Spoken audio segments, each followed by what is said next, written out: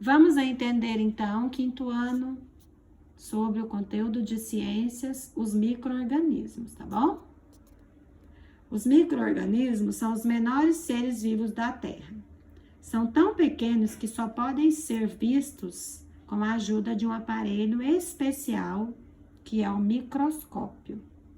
Aqui no microscópio tem o fungo causador de micoses. O fungo causador de micose, ele gosta de áreas úmidas. Aqui foi ampliado aproximadamente 2.000 vezes. Impossível de ser visto a olho nu, né, normalmente. Os micro-organismos encontram-se em diferentes ambientes no solo, como no ar, na água ou até no interior do nosso organismo, como a professora já explicou nos conteúdos anteriores, como os vírus, as bactérias, né? Algumas espécies de fungos, os protozoários. Lembrando que os protozoários, eles não produzem o seu próprio alimento, por isso se alimentam de outros seres. Os menores micro-organismos são os vírus, e nós estamos aí, né? Sofrendo com um deles, que é o novo coronavírus. Os vírus que exigem ampliações de aproximadamente 1 milhão de vezes para serem observados. 1 milhão de vezes, de tão pequenos que são.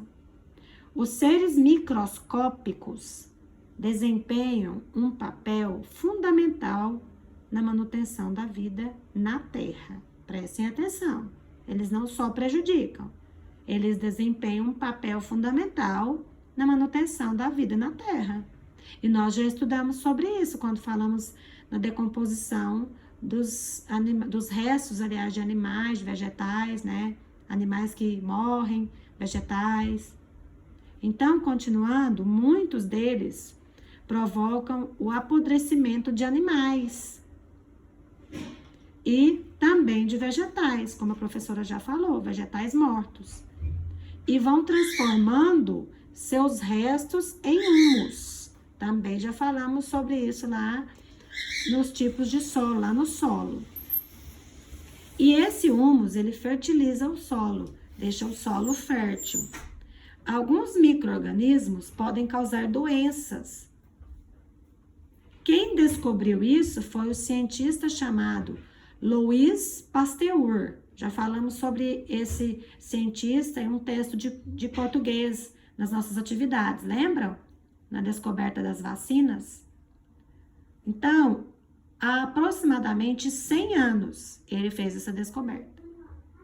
Os cientistas descobriram também que os micro-organismos podem ser usados para fazer vacinas e antibióticos, remédios, medicamentos. Os deu uma enrolada aqui na língua. Micro-organismos também são muito usados na alimentação. Nossa, professora, isso mesmo. Para fazer queijo, por exemplo, para fazer queijo, você não coloca lá um produto no leite para que o leite possa ter outra consistência para fabricar o queijo. Nesse produto existem presenças de micro-organismos. É necessária a participação de uma bactéria chamada lactobacilo para que haja, aqui no caso, o feitio do queijo. Precisa dessa bactéria que se chama lactobacilo. Então, existem também várias espécies de fungos. Algumas são comestíveis. Existem alguns, se eu não me engano, queijos que têm presença de fungos. Eu não me lembro bem o nome dessa espécie de queijo, mas existem alguns que têm presença de fungos. E o lactobacilo, por exemplo, tem no Yakult, em algumas bebidas lácteas, tem a presença de lactobacilos vivos, tá bom? Qualquer dúvida, vocês podem chamar a professora, tá? E agora, terminando aqui esse conteúdo, nós vamos passar aqui para as atividades. As atividades aqui, deixa a professora chegar o livro para baixo. Vocês vão fazer 1, 2 e 3 da página 70, tá? Leiam relacionado ao texto. Leiam direitinho, por exemplo, número 1, pesquise e escreva para que servem as vacinas e os antibióticos. Vocês vão pesquisar e anotar aqui. O 2, vão fazer uma relação nessa primeira coluna, relacionando na segunda, lendo item por item. O 3, vão ver a relação dos ingredientes para fazer pão integral. Tem aqui a relação. Agora, você vai trocar ideia com seus colegas. Podemos trocar essas ideias aqui até nas videochamadas. E responder para que serve